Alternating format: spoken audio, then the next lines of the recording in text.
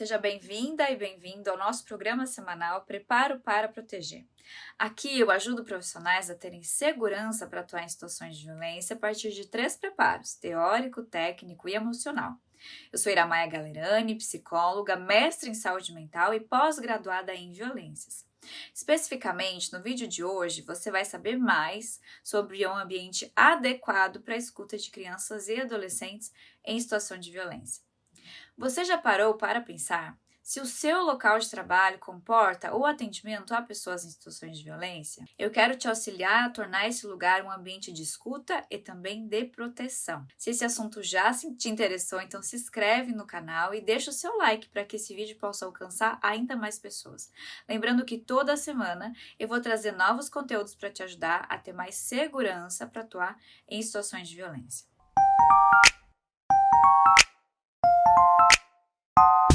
A Lei da Escuta Protegida, em 2 pontos, vai falar brevemente sobre esse assunto do local. No artigo 10 da Lei 13.431 de 2017, vai dizer que a escuta especializada e o depoimento especial serão realizados em local apropriado e acolhedor, com uma infraestrutura adequada, assim como espaço físico, que vai garantir a privacidade da criança ou adolescente.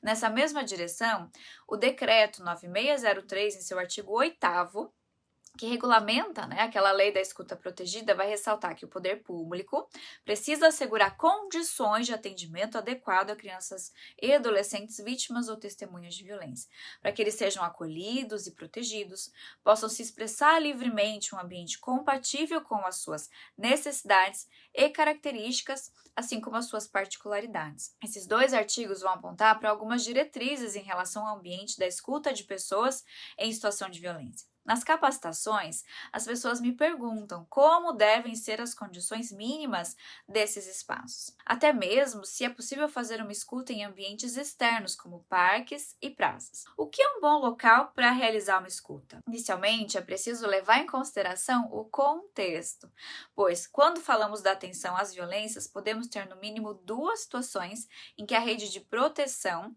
pode se deparar. Em linhas gerais, o ambiente deve ser adequado em termos de espaço físico, social, profissional e a relação interpessoal, proporcionando a privacidade, a individualidade, a confidencialidade daquela pessoa, favorecendo a sua participação de forma que a sua intimidade seja respeitada.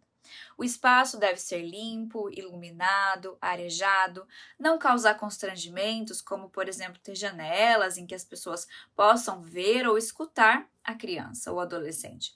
Importante ainda que seja livre de interrupções, porque isso pode desencorajar o relato daquela pessoa.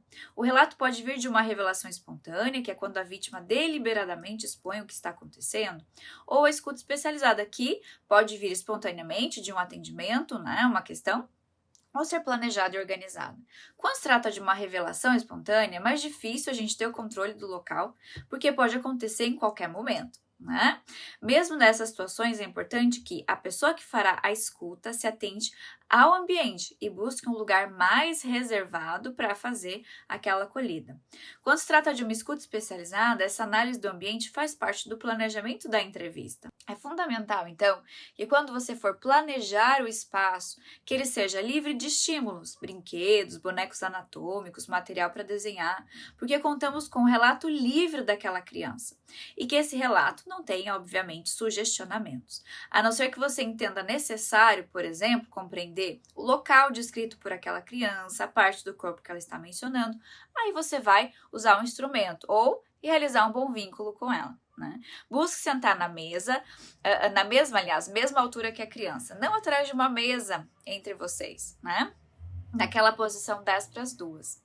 Gente, a lei não vincula a realização da escuta, o depoimento especial, numa sala específica, Estruturalmente falando, é preciso que se tenha alguns cuidados, mas não é necessário que o município ele tenha um espaço exclusivo para realizar o atendimento de crianças e adolescentes em situação de violência. Porém, deve assegurar que não sejam interrompidas essas pessoas e que esses ambientes sejam previamente planejados, higiênicos, ventilados, iluminados e com um mobiliário instrumental adequado, oferecendo o mínimo de acolhimento. As escolas geralmente vão ser espaços de grande circulação de crianças, muitas vezes locais barulhentos, com pouco espaço para alocar tantas necessidades. Muitas unidades escolares não têm espaços preparados para esse tipo de situação. Apesar das dificuldades de recursos, financeiros, estruturais, é importante que a gestão dos espaços escolares possam articular a existência de um local mais reservado.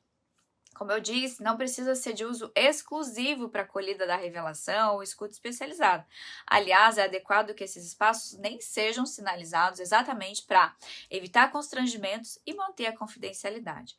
Mas espaços assim podem ser utilizados para acolher famílias que desejam saber de notícias dos seus filhos, para realizar pequenas reuniões que vão exigir espaços mais reservados, comunicar situações mais delicadas, inclusive para realizar a acolhida de situações de violência, Quais as vantagens, então, gente, de ter um espaço adequado para esses momentos?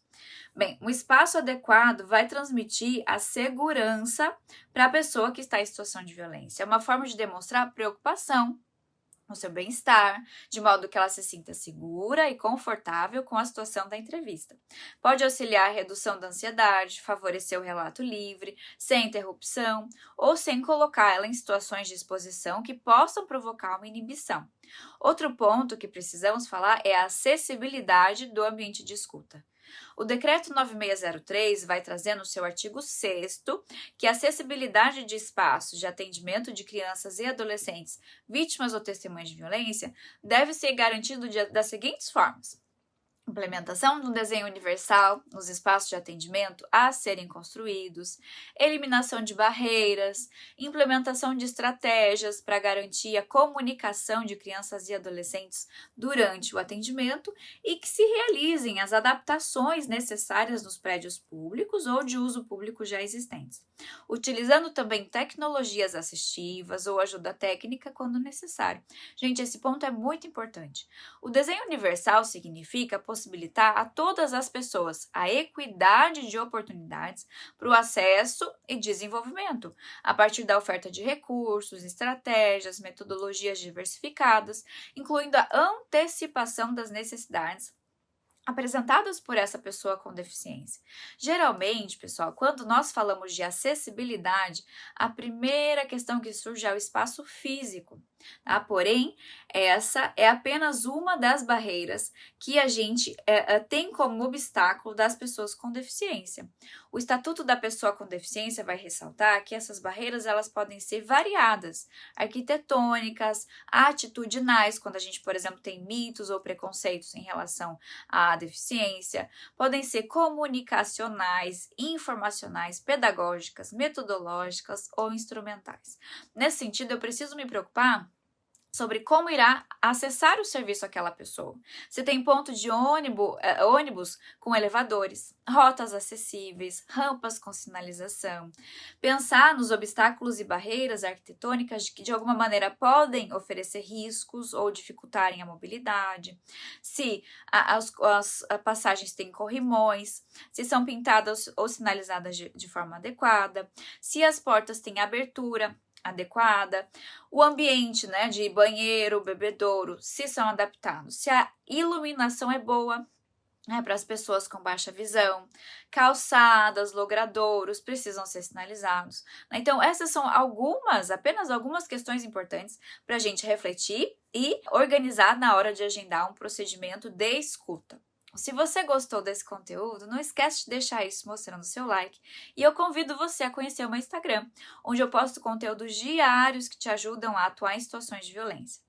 Não esquece, então, de curtir, acessar esse canal e convidar outros colegas a conhecerem o meu conteúdo. Um abraço e até a próxima!